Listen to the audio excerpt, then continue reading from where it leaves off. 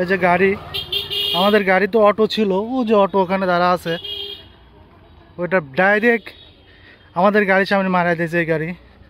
উনি ব্যাক সাইডে ছিলেন এবং এমনভাবে রানিং আসতেছে প্রচুর জোরে, গাড়ি সম্ভবত ব্রেক ফেল করছে। আমার প্রচণ্ড হাতে লাগেছে, হাতে ব্যথা করতেছে। একজন মহিলার মুখটু ফাটে গেছে, আমার সাথে এক মহিলা ছিল।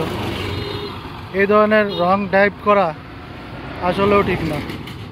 যে আমাদের অটো ওখানে দাঁড়িয়ে আছে,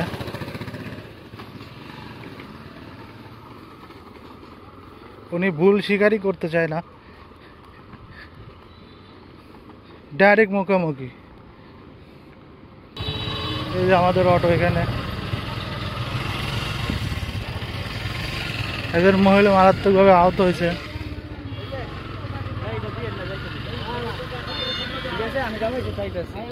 এদের গাড়ি টোটালি চূর্ণ বিচূর্ণ হয়ে গেছে।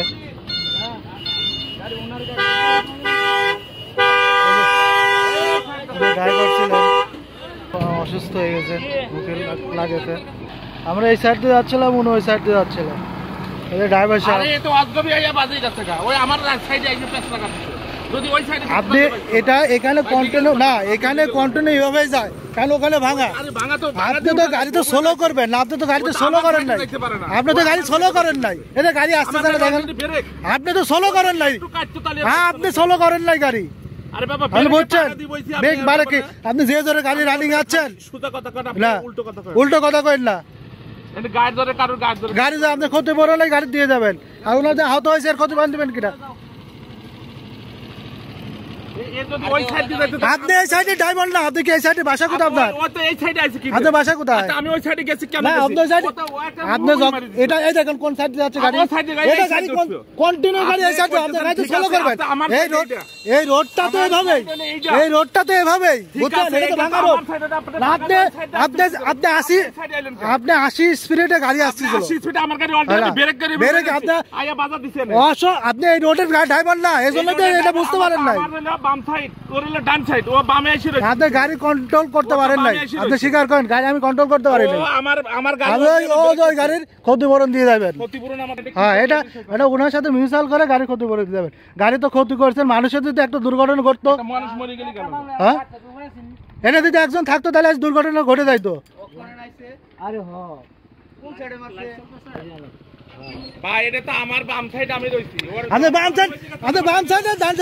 আপনি যে জোরে রানিং গাড়ি আছেন, যে জায়গায় গাড়ি রানিং আছেন, সেটা তো পুরানো দুর্ঘটনা ঘটবে।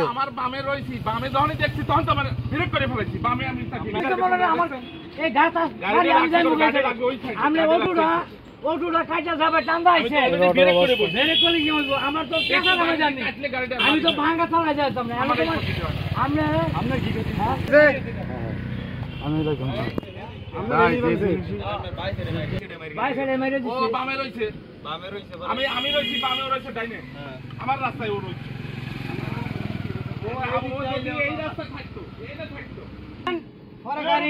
গাড়ি ইয়া করবেন, আপনার কি ক্ষতি হয়েছে, কি ক্ষতি হয়েছে গাড়ি ঠিক করে তারপরে যাইবেন। রুগী তো আমার হাতে লাগেছে।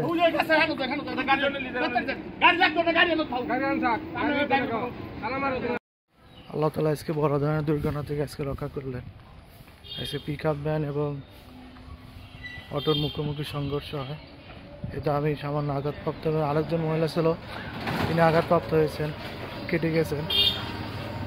পরে পিক আপ ভ্যানকে ধরে রাখা হয় এবং একটা মিউচুয়াল করে তাদেরকে ছেড়ে দেওয়া হয়। পিক আপ ভ্যান একটা জরিমানা দিয়ে ছেড়ে দেওয়া হয়। ভিডিও করার উদ্দেশ্য হলো আপনারা সবাই নিরাপদে গাড়ি চালাবেন এবং গাড়ির স্পিডটা সহনশীল হয়, যাতে আপনারা কন্ট্রোল করতে পারেন। পিক আপ ভ্যানটা কন্ট্রোল না করতে কারণে আজকে দুর্ঘটনা ঘটে গেল। সবাই সাবধানে থাকবেন, নিরাপদ।